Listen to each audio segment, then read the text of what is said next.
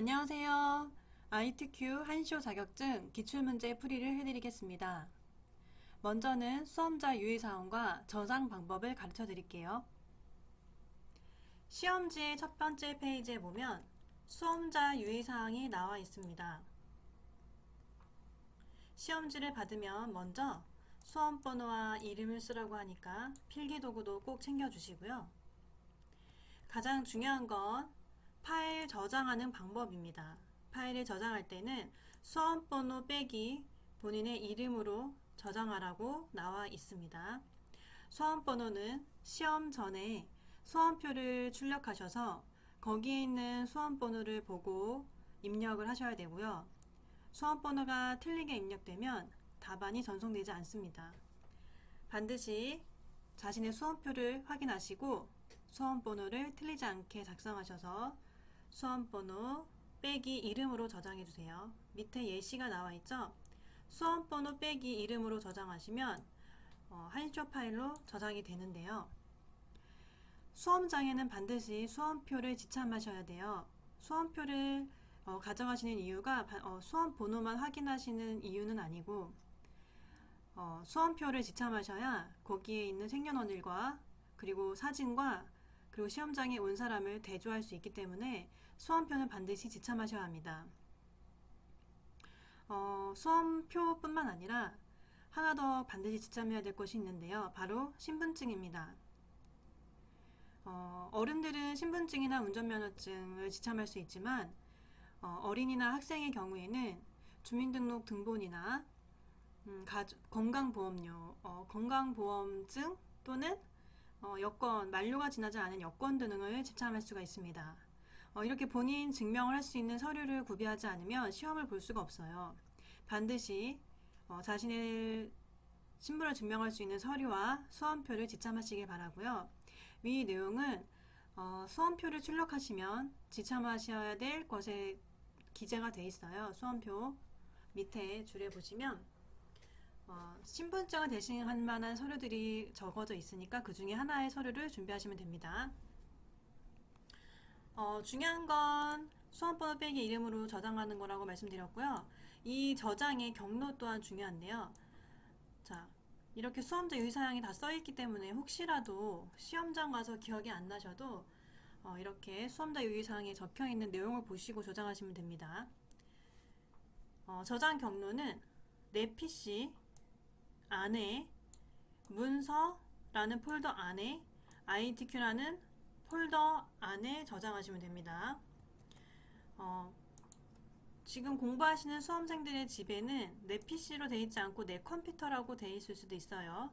자, 시험장에서는 파일 누르고 다른 이름으로 저장할 때 내 PC 안에 문서라는 폴더를 더블 클릭하시고, 자, 문서가 아니라 우리 수험생들 집에는 내 문서라고 되어 있을 수도 있습니다. 또는 라이브러리라고 되어 있을 수도 있어요. 자, 거기 문서 안에 ITQ라는 폴더가 있습니다. ITQ라는 폴더 안에 저장해 주시면 되고요. 보통 우리가 시험을 볼 때 여러 그림 파일 같은 걸 넣잖아요. 우리 다들 연습해 보셨겠지만 이런 로고나 그림을 넣을 때 이 그림들은 바로 이 경로 안에 내 PC에 문서 안에 ITQ 안에 픽처라는 폴더가 하나 더 생깁니다. 그 안에 그림 파일들이 있어요. 그림 파일들은 거기서 꺼내서 사용하시면 되고, 저장하실 때는 픽처 안에 들어가지 마시고 ITQ 폴더까지 들어가셔서 저장하시면 됩니다.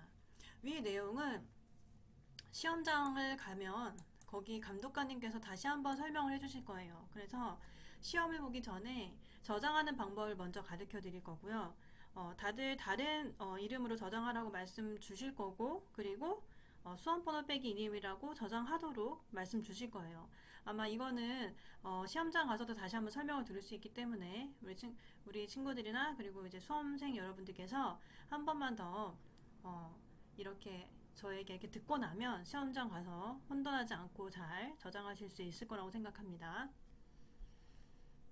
현재 시험장에는 한컴오피스 네오 버전 2016 버전으로 시험을 보고 있고요. 올해까지는 2010까지 2010 버전까지는 병행이 되고 내년부터는 네오 버전만 시험을 볼 수 있게 되어 있습니다.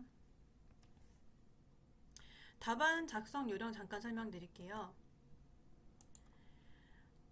우리 시험장에 가면 방금 말씀드렸던 것처럼 시험 저장하는 거 처음에 알려주실 거고, 그 다음에 하는 일이 뭐냐면 거기 안에 답안 전송을 하는 프로그램이 있어요. 그 프로그램에 먼저는 등록하라고 말씀 주실 거거든요.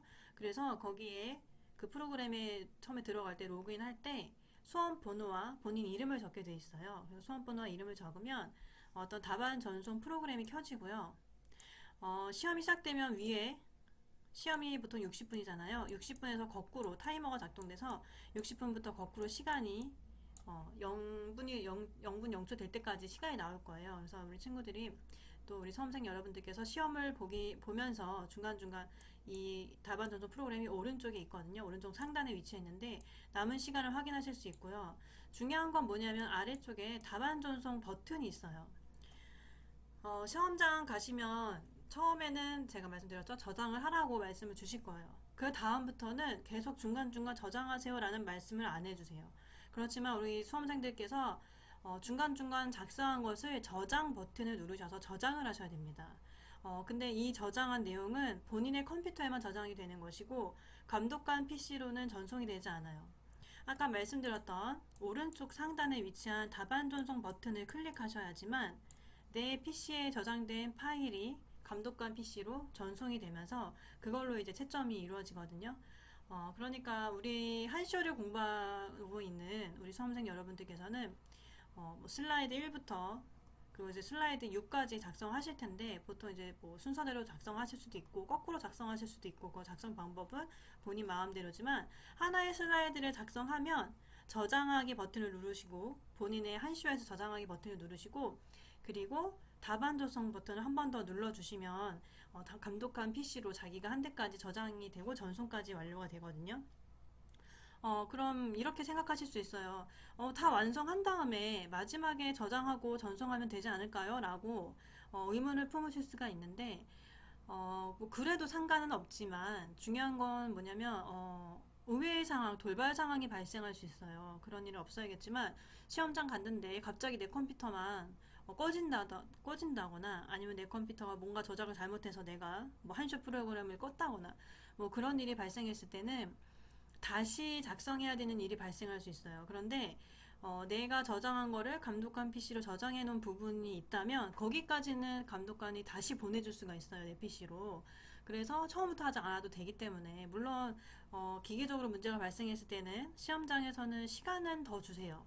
예를 들어서 뭐 20분 동안 작성했는데 20분에 딱 컴퓨터가 꺼졌어요. 그러면 다시 그 20분을 주실 수가 있어요. 그 기계적인 문제였기 때문에. 근데 그렇지만 전송을 하지 않았을 경우에는 처음부터 다시 해야 된다는 번거로움이 있고요. 근데 전송을 한 경우에는 다시 보내주시고 거기서부터 뭐 시간은 뭐 조금 더 주실 수도 있고 안 주실 수도 있지만 거기서부터 하면 되기 때문에 그것이 훨씬 편하다는 것을 말씀드릴게요. 자, 그럼 수험자 유의사항과 답안 작성 요령을 말씀드렸고요. 나머지 부분은 한쇼에 들어가서 작성하면서 다시 한번 말씀드릴게요.